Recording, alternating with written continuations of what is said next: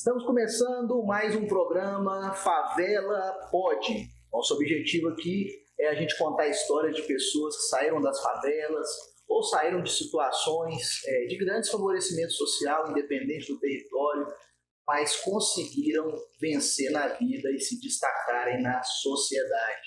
E para isso a gente sempre traz um convidado que possa refletir, contar essa história e servir de inspiração para tantas outras pessoas que, quem sabe, nesse momento estão vivendo uma crise de perspectiva, imaginando que não tem solução para conseguir vencer as suas dificuldades do dia a dia. E o nosso entrevistado de hoje foi menino de rua, morou embaixo de viadutos, foi camelô. Ele é Celso Ataíde, um prazer imenso. Nosso professor, eu sou inclusive suspeito em falar porque sou representante da CUFA no estado de Goiás e o Celso Ataíde é criador da CUFA. Mas além disso, empresário, ativista social, especialista em favelas e periferias, como eu disse, fundador da maior organização não governamental focadas em favelas no Brasil, presente em mais de 17 países, inclusive a CUFA. Mas, além disso, criou também a Favela Road, uma empresa que dá emprego para milhares de pessoas em centenas de favelas brasileiras.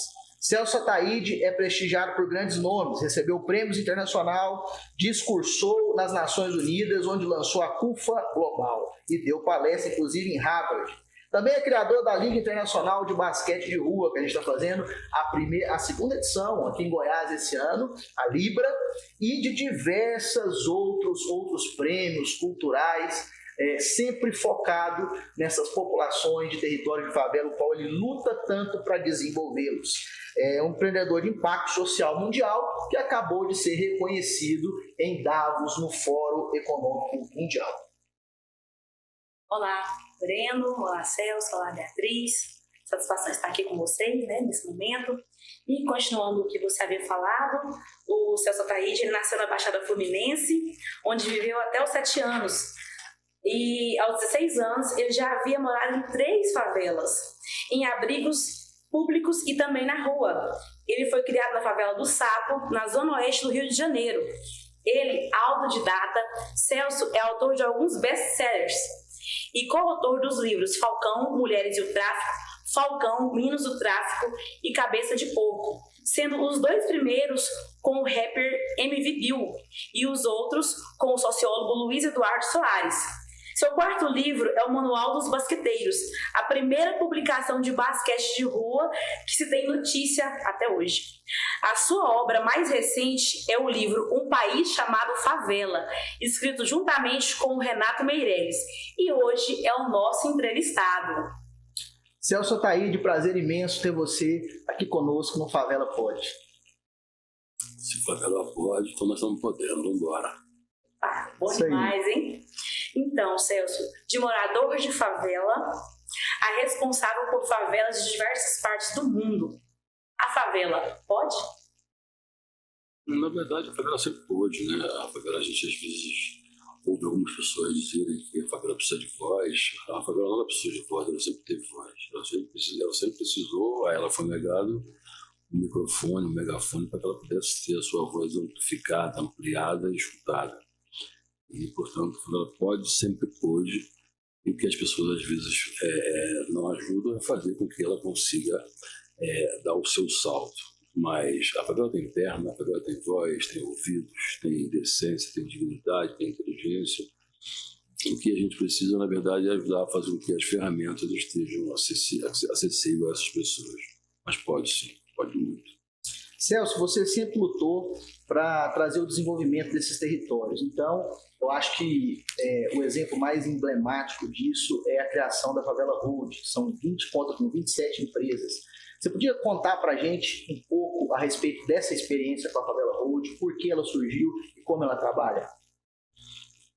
Eu não tenho essa resposta, porque eu não sei por que ela surgiu, não sei como ela trabalha. O que eu poderia te dizer é o seguinte, que ela existe.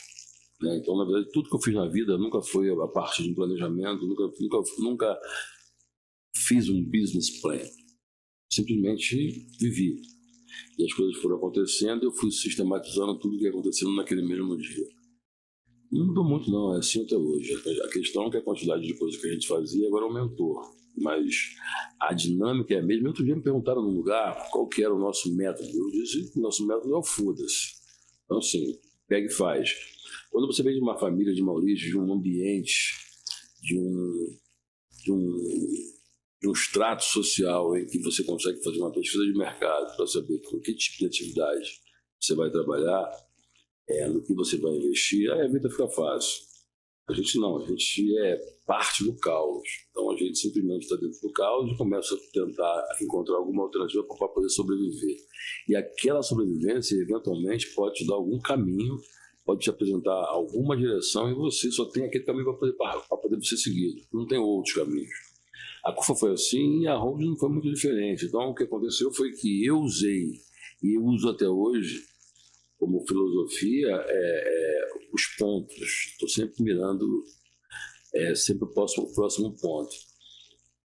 Então, quando eu era camelô em Madureira, quando eu vendia coisas furtadas, quando eu morava na rua, eu estava sempre buscando o próximo ponto, estava sempre querendo deixar de fazer aquilo que eu estava fazendo.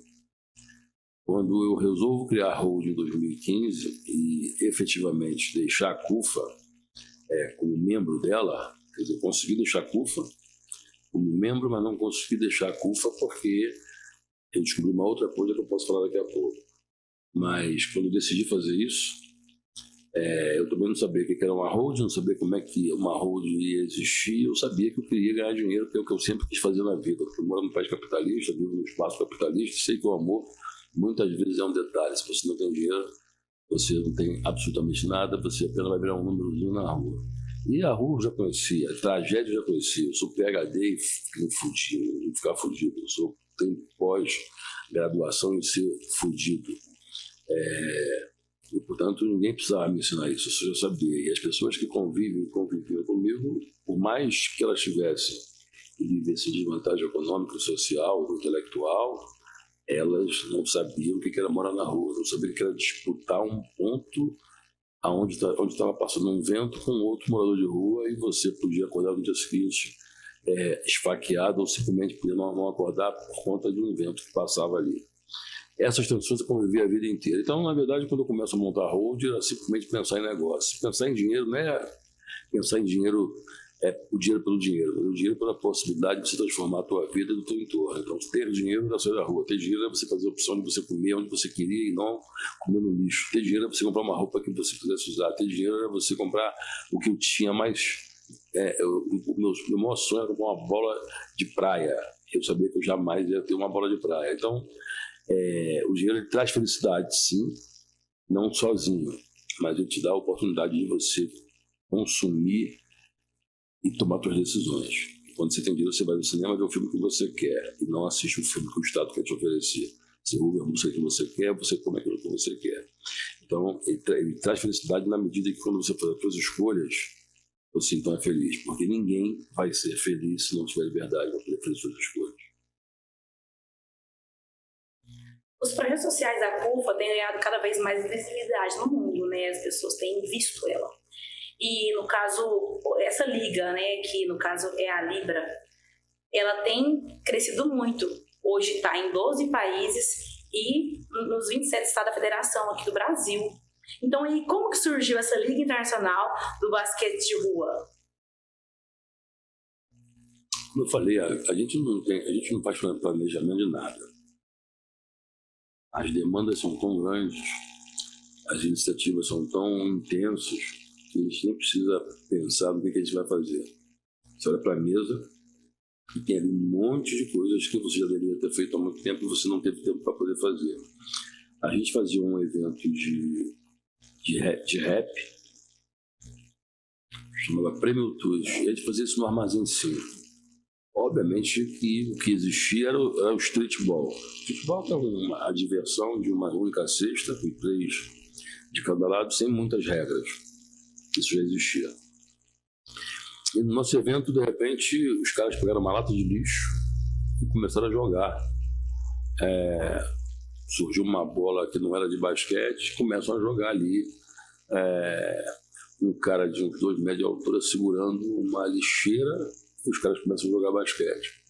E de repente a gente percebe que tinha muita gente assistindo ele jogar. Isso, a gente fazia um festival de 6 dias. No terceiro dia, então, para poder atender aquela demanda, eu coloco então uma cesta, compro uma cesta e coloco ali. E eles começam a jogar e colocam uma bola. Eles começam a jogar e a atração, não diria que principal, mas uma atração importante do evento passou a ser aquele espaço ali. Então a gente transforma aquele espaço numa quadra, cerca e virou um grande acontecimento dentro do evento. Portanto, eu não inventei nada, simplesmente dei luz a uma iniciativa daquelas pessoas. E o que eu fiz foi organizar aquilo. Então, como ele aconteceu dentro de um espaço de rap, dentro de um espaço do movimento hip hop, a gente incluiu essa atividade naquele evento, que era um evento grande, aconteceu no Rio de Janeiro. Então, a gente passou a integrar o evento todos os anos. E aí, obviamente, na medida que a CUFA vai crescendo, as atividades que mais têm visibilidade, que as pessoas mais gostam, acabam crescendo junto. Então, naturalmente, tudo que a CUFA faz, ela pode ter no dia seguinte um plano de expansão natural, em função da capilaridade, e aquilo que tem relevância ou que tem aderência, as CUFAs automaticamente vão transformando aquilo também num ativo. E o basquete de rua não foi diferente. E por falar nisso, né, Celso, a gente está falando aqui de diversas iniciativas, você falou a Libra, a gente já falou do Favela Holding, você acabou de falar do Roots, então tudo isso, a CUFA acaba sendo uma mobilizadora social de tudo isso. E você, como criador da CUFA, eu queria que você falasse um pouco a respeito de como que a CUFA se iniciou. Eu sei que você já falou que não tem planejamento, não é através de um planejamento, mas em cima de necessidades que vão surgindo. Mas só para contar um pouco da história do início da CUFA, e hoje, inclusive, a gente está aqui com a Beatriz, que é a liderança da CUFA no Morro do Urubu, aqui em Goiânia. Veja, a CUFA começa lá no Rio de Janeiro, debaixo do viaduto de Madureira, e de repente ela está aqui em Goiânia, a distância e muitos outros lugares no Brasil inteiro e até fora do Brasil. Então, eu queria só que você contasse um pouco de como foram as histórias ali, como que a CUFA se iniciou e o que você vê hoje da proporção que a CUFA tomou. A CUFA ela começa... Não existe necessariamente um dia em que a CUFA começa, não existe um dia em que a gente decide fazer uma reunião para poder fundar uma instituição ou que a gente foi impulsionado, acelerado para isso. A gente simplesmente fazia... Eu morava na rua, a CUFA não surge no viaduto, porque eu não sei exatamente onde ela começa. Eu era camelô, depois que eu saí da rua, vou para um abrigo público, depois do abrigo público fui morar numa favela, vou trabalhar numa rinha, quer dizer, eu já chamo de rinha, mas não é rinha de galo, é rinha de gente, onde eu lutava nessa rinha, uma espécie de vale tudo, e a gente lutava e os caras apostavam. Depois eu vou trabalhar em Madureira, fui ser camelô em Madureira, quer dizer, o bairro que eu morei durante 6 anos. Nesse viaduto eu passo a trabalhar como camelô nesse mesmo bairro e depois eu começo a fazer um baile de charme para poder entreter esses camelôs em momentos festivos como Dia das Mães, Pais, Dia das Crianças, e passo a usar aquele espaço físico que eu morava. Passo a fazer de baile de charme e passo a organizar aquelas pessoas. Então a mobilização era uma coisa que fazia parte do meu cotidiano, seja mobilizar as pessoas para poder lutar na rinha a pedido do cara, que era o traficante da favela. Depois eu mobilizo as pessoas no camelô na medida em que eu precisava mantê-los organizados ali e tal. Depois eu começo a organizar as pessoas nesse baile. Então organizar, juntar as pessoas era também uma forma de ganhar um dinheiro. Porque a coisa mais cara que existe em qualquer tipo de movimento é mobilização. Se você não mobiliza, você não faz movimento. Se você não mobiliza, você não tem valor. As pessoas, elas valem pela quantidade de pessoas que elas conseguem mobilizar. Isso serve para qualquer pessoa, para qualquer empreendedor, para qualquer político, para qualquer iniciativa. E aí eu, então, começo a perceber que o tipo de evento que eu fazia, eu não tinha muito prazer, porque era charme, era rhythm and blues. Então era numa época em que o Rio de Janeiro tinha um baile uma quantidade de baile de funk muito grande, e que eram jovens se matando com baile de corredor, que era 3 mil de um lado, 3 mil do outro, a cada hora de relógio tinha 15 minutos de alegria, que é quando eles se matavam, quando eles se espancavam.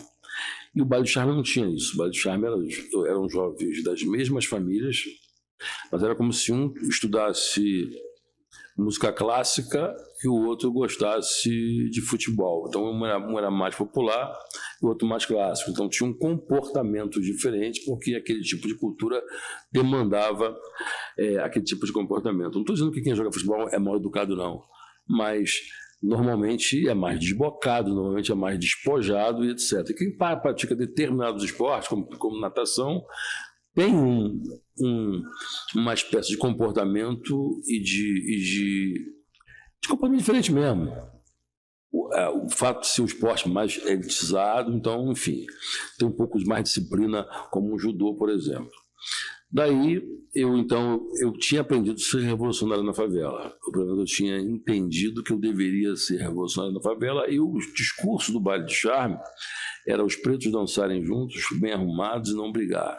Então, quer dizer, não brigar era o grande argumento, era a grande narrativa, que era um contraponto com os bailes de funk que brigavam. Só que eu entendia que, ao mesmo tempo em que isso era um discurso natural, para mim era um pouco de agressão, porque é como se a nossa característica fosse a briga. E eu achava que não, a sociabilidade é a nossa maior característica. Quando a gente diz que não, aqui a gente não briga, quer dizer, esse é o nosso discurso. Então, isso não ia levar a gente para lugar nenhum. Então, eu resolvi passar a trabalhar com rap, que era mais agressivo. Eu queria ser mais agressivo. E passei a lançar banda de rap, construir bandas de rap, gravadoras, lancei MVBio, Negagiza, trabalhei durante 12 anos com Racionais MCs, até que eu resolvi não trabalhar mais com rap, porque o rap me decepcionou muito também.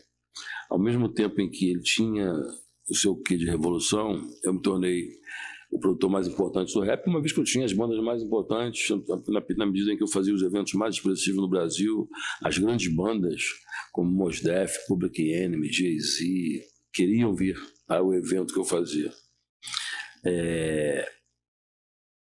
Só que eu achava que eu estava levando a juventude não para uma revolução, mas para uma tragédia, porque a gente ia para os nossos eventos, quando chegava no meio do evento, antes das bandas principais tocarem, estava todo mundo drogado no chão, metade.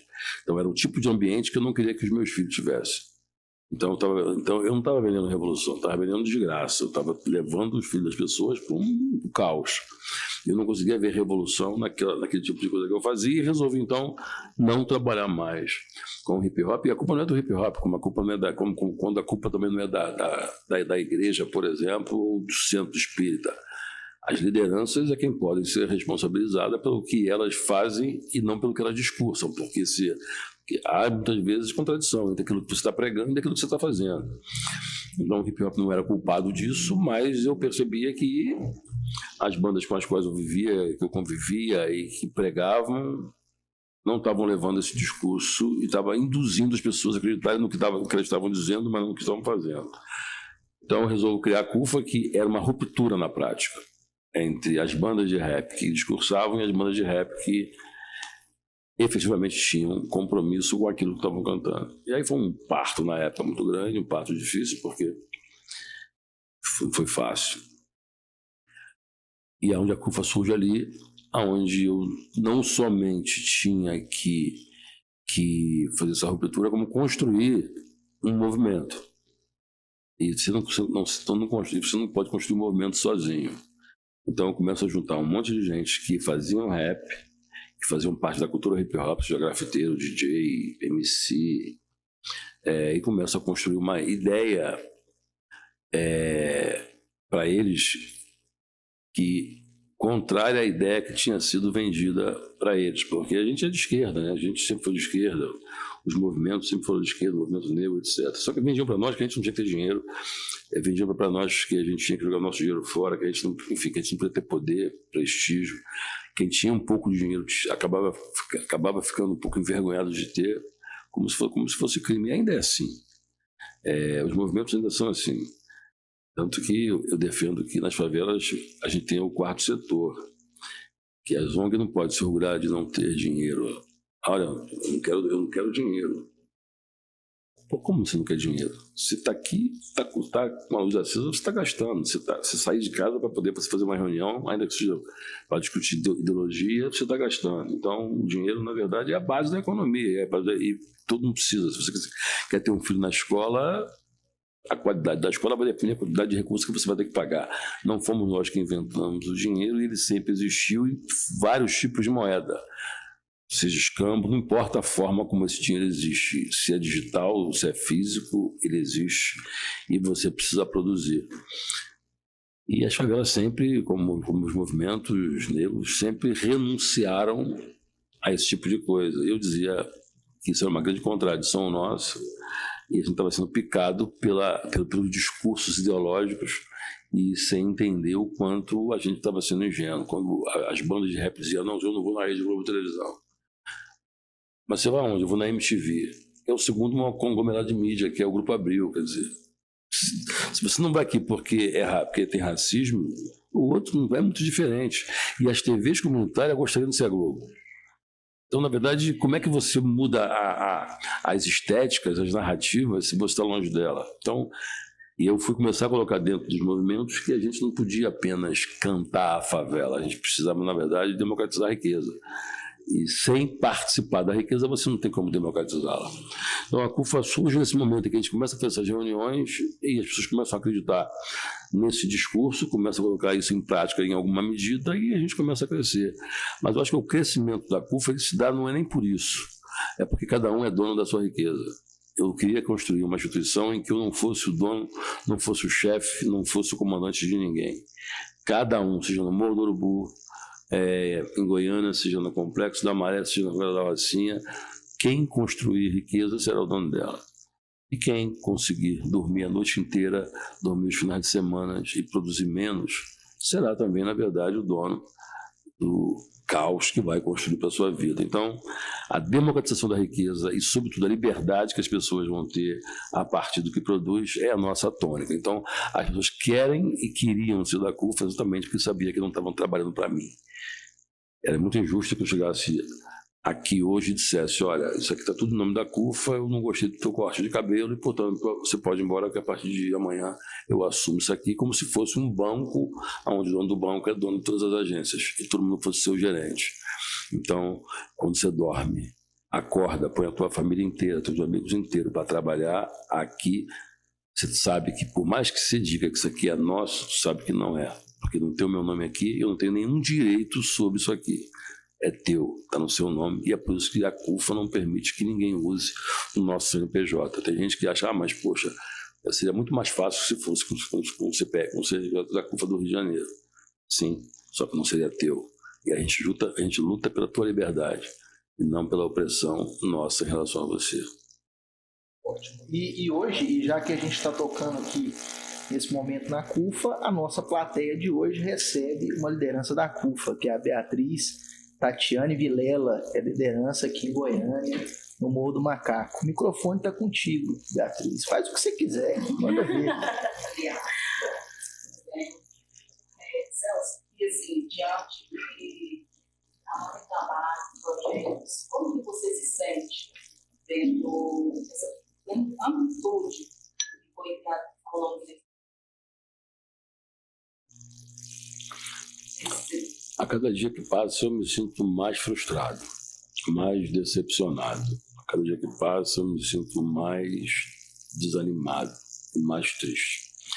Porque, ao mesmo tempo que a gente realiza coisas, a gente percebe o quanto falta para ser realizada. Quando eu vejo uma fila como eu vi hoje, de vocês fazendo um trabalho maravilhoso, matando a fome das pessoas, eu fico feliz em saber o quanto a gente pode contribuir, o quanto a gente pode impactar positivamente a vida daquelas pessoas. Mas, ao mesmo tempo, eu fico muito triste em saber que aquelas pessoas precisam de nós. E saber que mais pessoas precisam de nós, a gente não vai conseguir atender todo mundo, é o que me deixa triste. Seria mais ou menos como se eu lesse um livro pela primeira vez. E aí eu fico feliz em perceber que eu aprendi a ler. E, ao mesmo tempo, eu fico triste em saber o quanto eu deixei de ler, que por mais que eu viva, eu não vou conseguir todos os livros que eu gostaria de ler, porque eu não tenho mais tempo para isso. Então, eu acho que a felicidade, nesse caso, é muito grande em saber que tem um monte de gente, na verdade, que acreditaram naquilo que eu acreditei, mais do que reproduzir o que eu penso, o que eu faço e o que eu prego. É a gente construir um espaço para que elas possam elaborar o seu próprio pensamento, para que não façam aquilo que o Celso definiu como regra, mas que construam as suas regras para que o Celso possa também repensar as suas formas e seguir também novas regras a partir do conhecimento e do acúmulo de cada um. Mas, na prática, obviamente que eu fico muito feliz em ver o quanto as pessoas se identificam e o quanto cada um produz baseado na lógica territorial, porque ninguém conhece mais o espaço físico que você mora do que as pessoas que moram ali. Então, eu não posso criar regras para todo mundo, quando eu não conheço essa realidade. Mas, ao mesmo tempo, a cada hora, a cada passo que a gente dá, a gente vê o tamanho do BO que a gente se meteu. E saber que nós não seremos o suficiente, grandes, a ponto de responder a tudo isso, dá um pouco de tristeza também, desânimo. E a gente só consegue combater o desânimo com uma única coisa, né? Com a luta. Então vamos embora, não vamos parar de lutar. Celso, durante a pandemia da Covid-19, foi criado a CUFA contra o vírus e Mães da Favela. O que foi feito nesse período? Eu sei de parte, né? Porque como todo mundo trabalhou muito e a CUFA é muito independente, então a gente sabe que a gente tem controle de parte daquilo que a gente fez e outra parte não. A exemplo de hoje, por exemplo, é que eu fui numa ação em que eu não tenho nenhuma relação direta com o que eu vi hoje. São iniciativas local. Então, o que eu participei são as doações, são os recursos que a gente conseguiu a nível nacional e a gente distribuiu. Mas o que a gente fez? A gente é simplesmente a organização social do país, independentemente de ser de favela ou não, que mais mobilizou recursos. Nós mobilizamos até mês passado 870 milhões de reais, ou seja, quase R$1 bilhão. Ninguém chegou sequer perto disso. Isso se dá por conta de uma reputação, de uma credibilidade, de uma capilaridade. As empresas que queriam fazer doações para as organizações sociais sabiam que podiam ir numa favela fazer uma doação de carne, de ovos, de leite, de pão, de água, de álcool gel. Mas sabia que se fosse na CUFA, a gente conseguiria fazer com que isso chegasse no país inteiro. Por isso a CBF, as grandes empresas, os grandes players de qualquer segmento procuraram a CUFA e a CUFA fez com que isso chegasse em todos esses lugares. Então, quando você olha para esse montante, não é um fundo de dinheiro especificamente, mas de tudo que nós recebemos, de tudo que nós manipulamos, isso bate um valor de quase R$1 bilhão. Quando você olha para isso, a gente fechou, por exemplo, com uma parceria com a Petrobras, que foi de R$70 milhões em botijão de gás, que está na rua nesse momento. A gente fechou com a Vale do Rio Doce R$60 milhões. Duas únicas empresas, a gente bateu aí quase R$140 milhões. Quando você pega aquela ação que a gente fez com todos os clubes, já foram R$200 milhões, quando você olha a quantidade de doações que foram feitas. Além disso, a gente fez muitas parcerias com transferência de renda, porque a gente também sabia que, por mais que você levasse doações, leite, pão para as pessoas, cestas básicas, não tem absorvente nas cestas básicas, não tem remédio, não tem fralda. Então, como é que você também levava a renda para essas pessoas, levava transferência de renda, porque quando você entrega uma cesta básica para uma família, obviamente que isso é importante, que é o que você tem, mas você tira uma coisa que é importante dessas mulheres, mães de família, que é a autonomia. Você tira dela a autonomia de comprar aquilo que ela efetivamente precisa. Então é muito mais razoável que você entregue o dinheiro e ela compre aquilo que ela tem como prioridade. Automaticamente ela compra também perto da sua casa e não deixa o ecossistema morrer. Então você imagina se você tivesse feito uma parceria com todos os supermercados, atacadistas, e eles não entregassem a cesta básica, entregassem dinheiro para que ele pudesse ver, seja via PicPay, seja Pix, e entregasse para essas pessoas.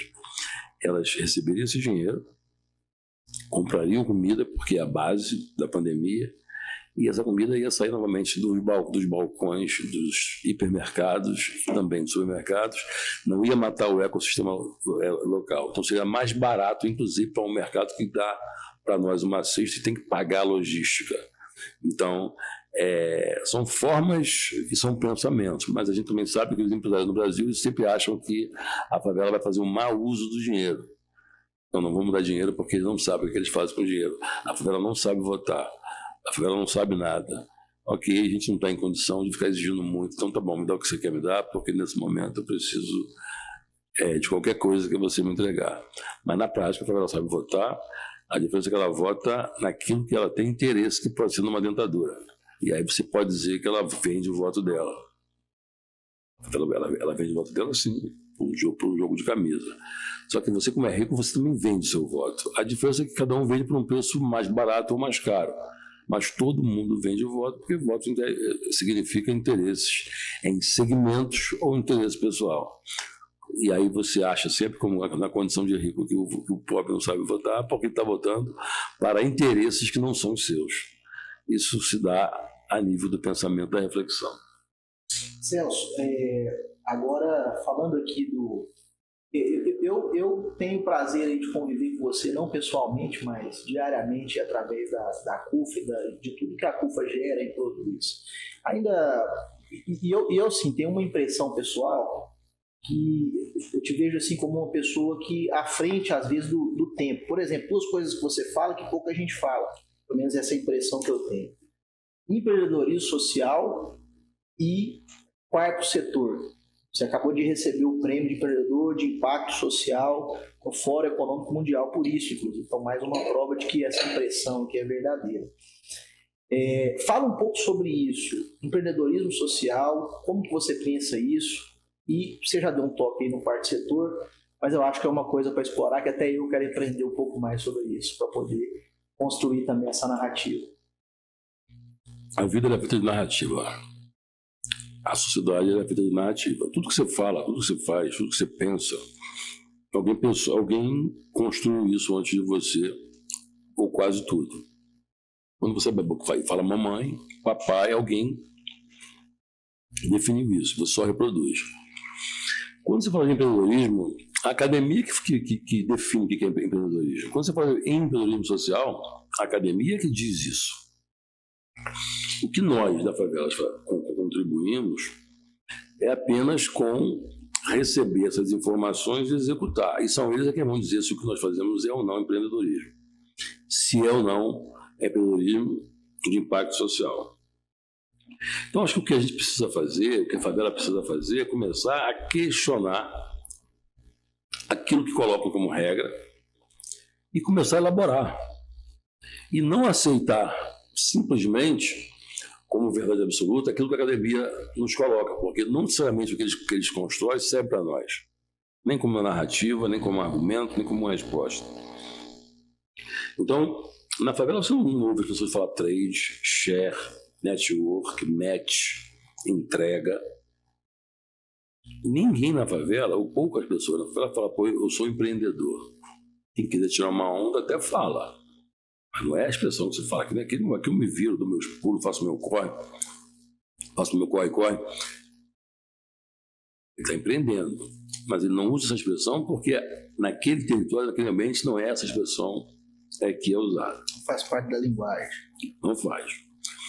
Quando eu começo a ser convidado para poder ir para MIT, London School Economic, hoje eu falo nas maiores universidades do mundo.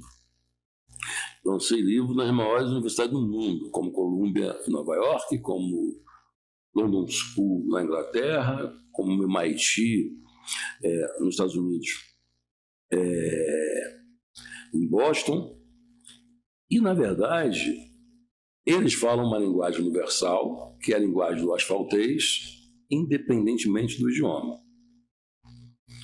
E a gente não tem acesso a essa linguagem porque existe um déficit cultural dentro desses territórios. Então, se você não consegue nem falar o português, você não vai falar o asfaltês fluente. Quando eu começo a dizer, há 25 anos atrás, que a favela não é carência, que a favela é potência, para que a favela não aceite mais o argumento que a academia definiu que nós somos carentes. Você não conhece artistas de favela? Quem são os grandes cronistas das favelas? São os artistas. É o pagodeiro, é o funkeiro, é o cara do hip hop, é o sambista. Eles são os cronistas, são eles que contam a história daquele lugar, ainda que seja história de amor. Eles não falam que eu moro numa comunidade carente, que eu sou uma pessoa carente, que minha família é uma família carente. Em lugar nenhum. Quando você estabelece que alguém é carente e que você não é carente, já estabeleceu uma linha, já definiu uma linha entre quem é que vai ser general e quem é que vai ser soldado. Que você mora numa comunidade carente, você é um homem carente, sua mulher é uma mulher carente e seus filhos são crianças carentes. Quem que estabelece essa regra de carência? Então a gente precisa separar, a primeira coisa, baixa renda e carência são coisas completamente diferentes. Eu sou um vigia, eu ganho um salário mínimo e você é meu patrão, milionário. Não sou carente por conta disso. Você me paga e eu vendo meu serviço para você. Essa é a nossa relação. A minha renda é baixa? Sim. Carente é quem vive em abrigo público, quem depende do Estado para poder sobreviver. Se o seu filho está na escola, você está fazendo teu corre-corre, tu vende pão na praia ou laranja no final de semana. Você está carente. Se você fosse carente, o Estado ou o teu chefe tinha que te dar uma carteirinha, um homem carente. Todas as vezes que você fosse no Serra Dourada, você tinha que dar uma carteirada de carente. Ou seja, alguém que fosse totalmente dependente do Estado, como um morador de rua. Por exemplo. Sim, e aí você vai lá no estádio e diz, ó, sou carente, você não paga para entrar. Você não pode pagar ônibus, trem, metrô, barca, se você é carente. Se você for na Casa Bahia comprar uma geladeira, seja você o Silvio Santos, ou seja, o cara mais ferrado, ele paga os mesmos impostos. A diferença é que um vai pagar é a prestação e o outro vai pagar à vista. Mas não existe. Quando uma empresa faz um plano de negócio, ele pensa, esse aqui pode pagar mais, e para esse aqui eu vou fazer um projeto para ele, que cabe no bolso dele. Então você vai ter um plano de dados, uma empresa X, e eles vão construir para mim um plano X. Isso funciona com microcrédito ou com grandes créditos. Portanto, eles sabem que nós não somos carentes, porque senão não tinham produto para nós. Mas, ao mesmo tempo, eles também querem colocar na nossa cabeça que nós somos carentes, porque certas expressões, como chamar de macaco, que não deveria ser um problema, porque macaco é um animal tão bonito, tão inteligente, é o mais inteligente, mas o que está em jogo não é o que eu estou dizendo, mas é o que está sob como pano de fundo do que eu estou querendo dizer. Então, se eu digo que você é carente, olha, aqui eles são carentes. Tem um pouco de compaixão, de amor nessa palavra. Mas tem também, na verdade, a postura de você manter você isolado nesse espírito. E é com isso que a gente precisa romper. O MVB que está vindo aqui daqui a pouco, a mãe dele me dizia, Celso, eu não quero meu filho cantando rap. Tira meu filho disso. Ele tem que ser igual aquele menino. Qual menino, dona Cristina? Aquele menino, Celso, que vai na Xuxa. Qual menino, dona Cristina? O Gabriel Pescador. Ela não sabia o nome do cara, mas tinha ele como referência. E o cara canta rap. Ela não conseguia entender que o rap e a música do Gabriel tinha palavrão, etc. Ou seja, a gente não consegue sequer convencer os nossos pares de que o que nós fazemos tem valor. Então, eu acho que é uma ruptura com essa lógica que a gente precisa ter, em que os nossos pais, avós não conseguiram romper. Mas essa geração, se continuar aceitando, vou te dar um outro exemplo. Se você for na Nike, na Adidas, na Topper, e disser, olha, eu sou de uma comunidade carente, eu estou fazendo a Taça das Favelas, que é uma competição para jovem carente, eu queria um patrocínio. Você não vai ter patrocínio. A Nike, ela quer vender chuteira, pô. O que ela vai dizer? Volta para casa, prepara lá uma feijoada que a gente vai mandar levar para vocês umas cestas básicas, botar dentro do feijão e dar comida para todo mundo. É isso que você está pedindo. Só que quando eles forem na tua quebrada, não tem ninguém de esquichute, nem de conga, nem descalço. Está todo mundo com a sua chuteira, porque a mãe não é carente, era uma lavadeira, que lavou muito mais, o pai fez mais segurança, trabalhou com hora dobrada e comprou a chuteira para ele. Não tem ninguém pelado na favela. Mas tu vai no salão, aí, ó, o cabelo da nega. Tem carência aonde aqui? Você entendeu? Inclusive na boca de fumo, todo mundo fumando seu baseado e apaga a vista. Ué, como é que pode? E nem vem me dizer que quem fuma baseado é playboy. Que todas as favelas têm boca de fumo, portanto não tem tanto playboy assim. A favela é autossuficiente, inclusive, nisso. Por que é autossuficiente? Porque a favela produz 180 bilhões. Se você hoje pegar essas favelas e transformasse num estado, seria o quarto maior estado da federação em população e em recursos. Portanto, tem dinheiro aqui. Mas não se compra BMW na favela, nem carro importado. Mas você vai lá e você vê o comércio aberto. Cervejaria rolando, você vê churrasquinho rolando, os times de futebol. Os times de futebol têm lá seus torcedores desse ambiente e vai lá e pagam. Esse dinheiro vem de onde? Vem como fruto do trabalho dessas pessoas. Então, assim, conceitualmente, a gente precisa separar isso, tem que partir da favela. Quando eu vou na Nike, eu não peço dinheiro para carente, eu peço dinheiro do marketing. Eu digo, Nike, se você não entrar nesses territórios, patrocinando, associando a tua marca a essas pessoas, a Adidas vai te engolir ali dentro, porque ali dentro todo mundo compra. Todo mundo compra aqui. Então as marcas precisam olhar para esses ambientes como lugar de poder, de potência. E aí você pode, potência relativa. Que tamanho dessa potência? É como um Fusca. É um motor potente. Mas Fórmula 1 é mais potente ainda. Eu não estou entrando no mérito quem é o mais potente. Mas ele não é carente, o Fusca, porque tem um motor menos potente que um carro de Fórmula 1. Ele também é potente, tem a sua potência, e é essa potência que nós precisamos potencializar, inclusive com discurso, inclusive com construção de narrativa. Do contrário, a gente vai simplesmente usar as mesmas expressões que fizeram esses anos todos com que a gente, na verdade, ficasse de cabeça baixa. Então, acho que é hora de levantar a cabeça e não aceitar mais essas narrativas que foram construídas para poder nos destruir. Celso, a gente poderia estar lá na frente, mas a gente está falando sobre racismo no pleno século XXI. Como acabar com esse mal? É possível?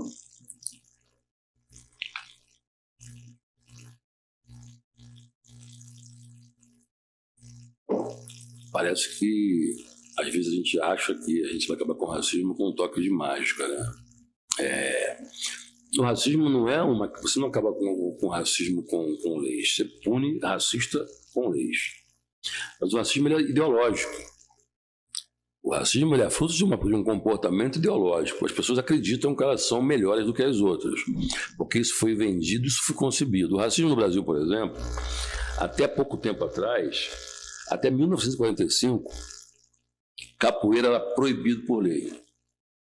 Qualquer pessoa que lutasse capoeira era presa. Era lei. Por que era lei? Porque no Brasil, ao contrário dos Estados Unidos. Por que os Estados Unidos as revoluções foram mais possíveis? Porque as igrejas americanas eram protestantes. Elas permitiam que os negros se juntassem nelas. As revoluções de rua americanas eram feitas por reverendo. Quando você olha para o Martin Luther King, ele fazia manifestação na rua com 1 milhão de pessoas. No país era proibido 3 pessoas andarem juntas. Se você tinha religião de matriz africana, tu vai ter que ir para o mato para fazer a sua macumba, para poder manifestar a sua fé, porque era proibido se juntarem. Por isso, os pretos não podiam se juntar. E quando acaba não o racismo do preconceito, mas quando a gente é liberto, surge a lei da vadiagem, que era uma forma de você manter aquelas pessoas presas. Porque se você me liberta, não me dá trabalho, não me dá nada, então, obviamente que eu não tenho trabalho. Se não tem trabalho, então você criou a lei da vadiagem. Se tu trabalha não, então vai para casa, você vai ser preso. Então são manifestações, são lógicas que se definem. Houve uma época que os países da América do Sul se juntaram para transformar uma parte do Paraguai para transformar num campo de concentração. Os que mais avançaram nisso foi a Argentina. Então, assim, não foi possível. Então, o plano deu errado. O plano de transformar... Quer dizer, se o racismo ele nunca deu certo no Brasil. Ele sempre deu errado. O avanço que os pretos têm e o fato dos pretos continuarem existindo é porque deu errado. Inicialmente foi dando certo porque escravizaram, trouxeram para cá X milhões de pessoas, escravizaram, venderam, a igreja tinha uma série de escravos, etc. Então, nesse momento, você tem um país que é fundado num modelo escravocrata. Então, o racismo não era opção, era lei. Existia uma lei que definia que você era ser humano e que quem era preto não era ser humano. Ao contrário, ele era comida de animais. Quando você pega um jovem, por exemplo, diz assim, ó, Igreja da Penha, por exemplo, você pega uma escola e leva o jovem da Igreja da Penha e fala assim, ó, aqui a Igreja da Penha, os negros construíram essa igreja em 1714. E aí as crianças ficam orgulhosas. Só que eles não eram católicos. Quem era pego com uma Bíblia na mão ou em casa era morto porque representava perigo para a sociedade, e os pretos que não conseguiram carregar as pedras para poder construir a igreja eram mortos e viravam comida de jacaré porque eram fracos. Então, por que eu vou me orgulhar? Então, a literatura me induz a me orgulhar de algo que eu deveria me envergonhar. E a gente não tem memória. Se eu perguntar para ela, provavelmente, e se ela vai me surpreender, se ela souber que se os avós delas, os bisavós dela, de onde é que são, isso no Brasil pouca gente sabe. Será que alguém sabe? Você pode imaginar que vem do Congo. Você imagina o que você quiser, mas você chega em outros países, tanto os negros como os brancos sabem de onde é que vem a sua árvore. Eu não sei se a minha é de Angola, eu não tenho a menor ideia. Então, tudo isso se perdeu. Então, e aí o racismo ele acaba se beneficiando disso, porque o fato de ter se perdido também se perde tudo isso. E aí o racismo ele está dentro de um espaço físico também que se confunde muito com o social. As pessoas às vezes acham que o racismo, que o preconceito ele não é social, ele não é racial, ele é social. Classe social, né? Não tem a ver. Na verdade, um é consequência do outro. Os pretos são maioria no presídio, não é por acaso. Mas um menino branco dentro da favela tem vantagem sobre o menino preto. Óbvio. No mesmo espaço. Óbvio. Ele não é chamado de macaco. Na discussão entre os dois, um xinga a mãe do outro, o outro xinga o outro, ambos têm o mesmo poder aquisitivo, mas tem uma coisa que os difere. Quando os dois saem da favela e vão para o asfalto, um tem a cor do poder e o outro tem a cor da miséria. Isso é claro para todo mundo. E eles sabem disso. Tanto que na discussão, o preto é chamado de macaco do amiguinho branco. As professoras que são racistas, elas são racistas e são processadas aonde? Né? No mundo dos ricos. O rico não estuda preto. Na escola de periferia mesmo. Que são as mulheres professoras, os homens professores que, com raiva, senta aí, seu macaco. E a mulher que senta, e a mãe não sabe nem se deve ir ou não para a delegacia. Porque acaba entendendo que aquela ofensa é normal. Mas aquilo, na verdade, não é uma palavra, não é uma expressão, nem é o nome de um animal. Aquilo é uma postura ideológica. A ideologia daquela pessoa está quando você pega os carecas do ABC, quando você pega os skinheads, quando você pega a Ku Klux Klan, por exemplo, eles lutam pelas mesmas coisas, pela liberdade deles. Só que a liberdade deles significa a nossa morte, necessariamente. Banir todos os diferentes. Por isso que o racismo não deu certo no Brasil, porque nós não fomos banidos. A gente continuou aqui. Olha o cabelo da negra. E Celso, só explorando aqui também. É só uma coisa que eu acho que é legal, assim, que é legal não, né? Mas o preconceito ele é grande, né? Mesmo aqueles que são pretos não sabem que são pretos, porque associam, a minha avó dizia, não, preto é cor, negro é raça. E você acaba aprendendo com os seus avós, são aqueles que sabem mais. Só que, na verdade, se preto é cor, então branco é o quê? É cor. Então os homens brancos, as mulheres brancas não deveriam ser chamados de brancas, então. Entendeu? Branco é cor, mas para os pretos cabe. E preto é cor, não cabe.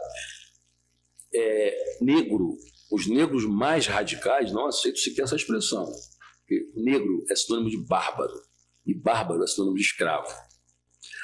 Os navios negreiros não são navios negreiros porque traziam pessoas pretas, mas porque traziam escravos. Mesmo os escravos de países ou de pele clara, os navios também eram navios negreiros. Porque negro é sinônimo de escravos. E aí é onde é que está a cultura, e aí é onde é reproduzido o racismo. Se você chamar uma pessoa de crioula, oi, aí, crioula, ela se sente ofendida. Crioula não, eu sou negro. Porque o português colocou no dicionário que negro é aquilo. Porque navio negreiro traziam gente de pele preta, portanto eu sou negro. sou escravo. Sabe o que quer dizer crioulo? São descendentes de africanos nascidos no Brasil. Exatamente como é o Sansei e Nisei.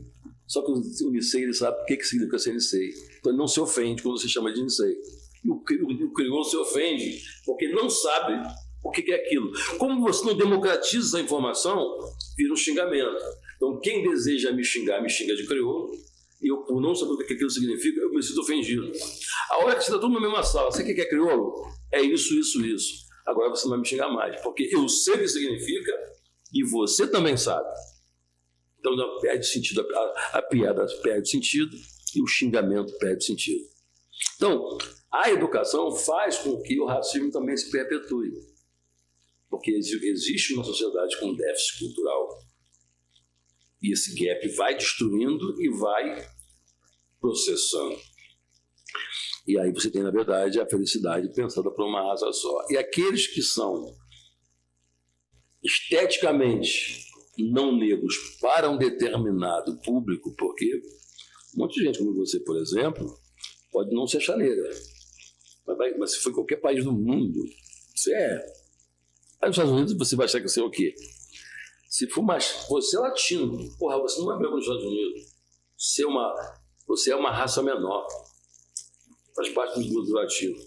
Então, aqui fica uma comparação entre pigmentação de pele. Você pontua com a sua estética, com lábios grossos, o nariz que você tem, tu não é branco em lugar nenhum do mundo. Só que no Brasil, que o teu tom de pele, ele é claro. Então, ser negro não tem a ver com tom de pele, tem a ver com traços, tem a ver com origem. Teu irmão pode ser preto e a tua irmã pode ser clara. Ela não sofre preconceito e você sofre preconceito. Porque aqui é o tom de pele que vai definir se você é ou não. E aqui as pessoas escolhem o que ela quer ser. Se a Carla Pérez, que é filha de preto, pinta o cabelo de louro e diz só loura Tuchan, ninguém vai discutir. Se o país muda, o presidente aqui no Brasil agora é o Celso Taís, que é preto. Os pretos tomaram o poder, ela pinta o cabelo novamente de preto, chama o pai dela, também sou preto, tá meu pai aqui. Então você escolhe o que você quer ser. Só quem é preto como nós não tem escolha. A gente não está ali entre o barro e o tijolo. Mas o racismo e o preconceito é tão grande que até os milionários que moram na Barra da Tijuca, por exemplo, são acusados de emergente. Pode ter dinheiro, pode ter mais dinheiro do que os bilionários que são de Ipanema, mas eles não estudaram em Harvard e nem fizeram curso de etiqueta. E eles ouvem Zeca Pagodinho, não ouvem Chopin, Mozart e Pavarotti. Portanto, são chamados de gente de terceira categoria, apesar do dinheiro que tem. Ou seja, cria-se uma nomenclatura, né? Uma nova classe, emergentes, para não se equiparar como os milionários brancos, que às vezes até têm menos dinheiro do que essas pessoas. Mas a gente está finalizando, já encaminhando para o final aqui do nosso episódio de hoje, Celso. Eu queria apenas que você contasse um pouco agora sobre projeto não é muito bem, planejamento não é muito bem, né, o que desde o começo a gente está falando, mas assim, tem alguma coisa para os próximos passos, algo que você busca ainda conquistar nesses próximos, daqui em diante, daqui para frente, nos próximos anos, alguma coisa que você pode contar para a gente aí daquilo que está sendo pensado aí para o futuro, seja na CUFA, seja no seu trabalho como empresário, como empreendedor, como produtor artístico, só para a gente compartilhar o que pode vir aí pela frente. Eu apostei com a minha mãe e com o meu irmão que eu viveria até os 18 anos de idade. Era uma aposta que a gente fazia. Eu nunca acreditei nisso. E vou fazer 60 anos ano que vem. Então, assim, eu estou em ponta de um lucro. Eu decidi que a partir do final do ano eu estou me mudando, vou morar em Nova York durante um tempo e vou coordenar a hold de lá. Então, a hold já tem negócio na África, etc. Então, o meu plano hoje é tentar fechar o ano de 2022 com a CUFA fechada em 100 países. Isso significa dizer que a gente passa a ter 100 novas possibilidades de intercâmbio. E aí eu não estou falando de recurso. Até pode ser que tenha mais possibilidade. O fato de você ser global te dá uma visibilidade maior, mas o principal é que problemas globais podem demandar soluções também globais, que não precisam ser as mesmas. Você chega, por exemplo, na favela X do Nordeste, elas são diferentes da própria favela do próprio Nordeste. Isso certamente são diferentes problemas do sul do país. Mas existem algumas coisas que são comuns a todas elas, que é a diferença e a desigualdade. Quando você chega nos Estados Unidos e você imagina que lá não tem favela, você vai no Bronx, você acha que o cara que trabalha no McDonald's limpando o chão, tu acha que ele mora onde? Eu acho que quando você vai... Eu estava agora na Suíça, não que me interessa ver favela somente, mas eu queria entender onde é que mora o cara que é o guarda municipal ali, está no trânsito. Eu queria saber onde é que as pessoas moram. Ela mora escondida. Aí você vai ver, é igual uns prédios da Coab, tudo arrebentado na Suíça. Não é nem na Suíça. Em Davos, que é um povoado da Suíça de bilionário, que é um lugar onde bilionários vão fumar charuto e esquiar. E está lá. Então, na verdade, os fudidos, eles estão em qualquer lugar do mundo. A desigualdade, ela existe de forma plena, onde há abundância. Você vai nas orlas dos bilionários, você vai em Angra dos Reis, por exemplo, você vai nos grandes condomínios de Angra dos Reis, é onde estão o barco mais caro do país está lá. Os iates mais ricos estão em Angra dos Reis. E onde é que vão estar as grandes favelas? Você acha que quando você monta aqueles condomínios de bilionários, que de manhã cedo, 8 da manhã, entra aquele monte de funcionário preto, e à tarde, 18, sai aquele monte de preto, que é jardineiro, faxineiro, limpador de cachorro. Quando você vai ao banheiro, o rico não dá descarga. Quem tem que dar é um funcionário. Essa pessoa mora onde? Tem que morar ao alcance da sua mão. Onde é que moram seus marinheiros? Todos os serviçais dos bilionários ou moram no porão, e não pode mais ter porão, ou vão ter que morar do outro lado da rua. Porque a hora que eles sentirem dor de barriga, corre aqui e me dá remédio. E eles vão morar nas favelas. Então, imaginar que não tem nos países ricos é porque a gente está comprando a ideia de quando você vai no Rio de Janeiro, em que te mostra Cristo Redentor, Pão de Açúcar e Copacabana. Mas não te mostra a Baixada Fluminense, não te mostra Capão Redondo, não te mostra os lugares, porque não são cartão postal. Ninguém quer vender isso. Eu, como prefeito, eu escondo a favela. Aqui não tem isso. Aqui tem periferia. Periferia e favela são coisas completamente diferentes. São bairros distantes do centro, que podem ter favela ou não. Só que o IBGE chama a favela de aglomerado subnormal. Assim como comunidade também não é o termo para determinar o território.